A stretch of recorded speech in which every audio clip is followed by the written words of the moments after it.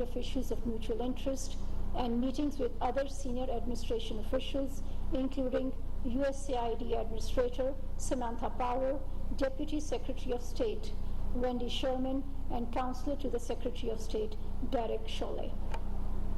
During the Foreign Minister's last visit to Washington, D.C. in September, a bipartisan group of U.S. senators had invited him to visit again in December to discuss further cooperation on flood relief, rehabilitation, and reconstruction.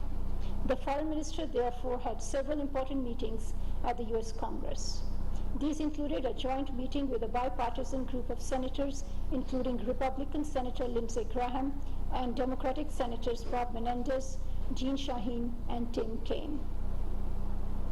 The Foreign Minister held separate meetings with Senator Chris Van Hollen, Senator Gary Peters, and Senator Ben Ray Lujan, and a joint meeting with Congressman Brad Sherman and Congresswoman Sheila Jackson Lee. He also had a virtual meeting with Congressman Amy Bera, chairperson of the House Subcommittee dealing with Asia. On the think tank side, the Foreign Minister addressed and engaged with scholars and think tank experts at the Heritage Foundation and the Atlantic Council. The Foreign Minister had interactive sessions with the Pakistani American community leaders, representatives of leading think tanks, and journalists from prominent media outlets. The visit that concludes today was another important step towards further strengthening Pakistan's broad-based bilateral ties with the United States. This week, Pakistan will host two important dignitaries from Central Asia.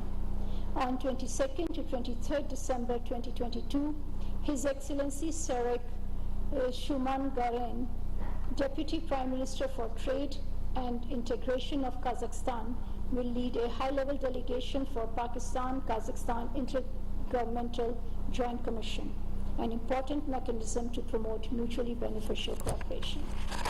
The 11th session of the Commission will be co-chaired by Kazakh Deputy Prime Minister and our Minister for Economic Affairs, Mr. Ayaz Sadiq.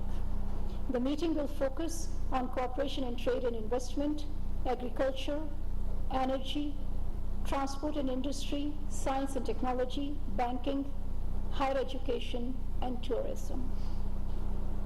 On 26 December 2022, Deputy Prime Minister for Trade and Investment of the Republic of Uzbekistan, His Excellency Mr. Jamshed Khodayev, will arrive in Islamabad for a two-day bilateral visit. He will lead a high-level delegation which will hold talks on a range of issues, including trade, investment, and connectivity.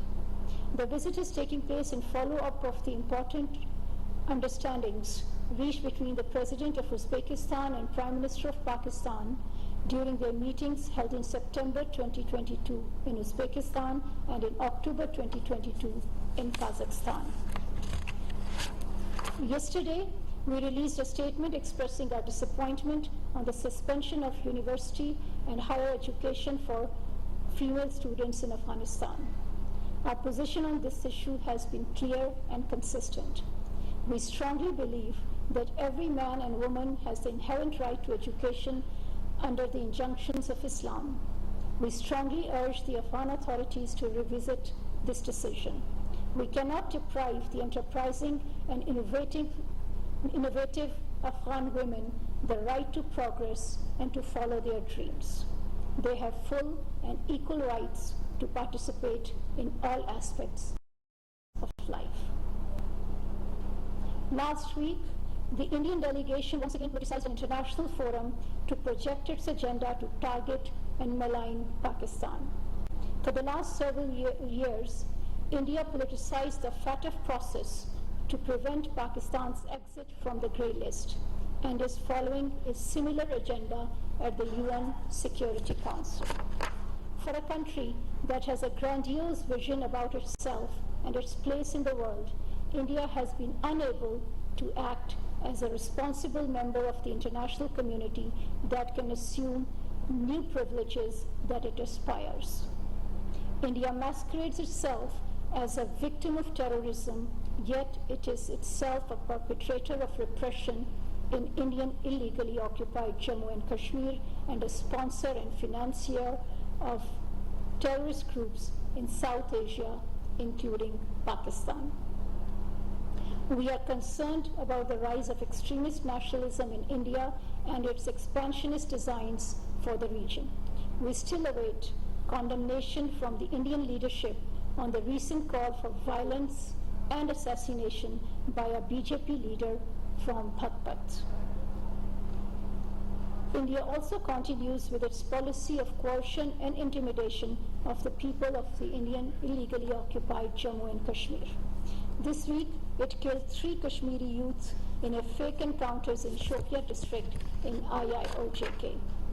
The occupation authorities are sealing properties owned by Kashmiris, including those dedicated to educational institutions offering free education to disadvantaged Kashmiris. A property owned by late Hurriyat leader Sayyid Ali Shah Gilani, located in Barzula, Srinagar, has also been designated for closure. You would recall that Sayyid Ali Gilani was not allowed a proper burial by the Indian occupation forces when he died in captivity last year. His family continues to be harassed for their contribution to the just struggle of Kashmiris to seek their inalienable right to self-determination. India must be held accountable for these grave injustices.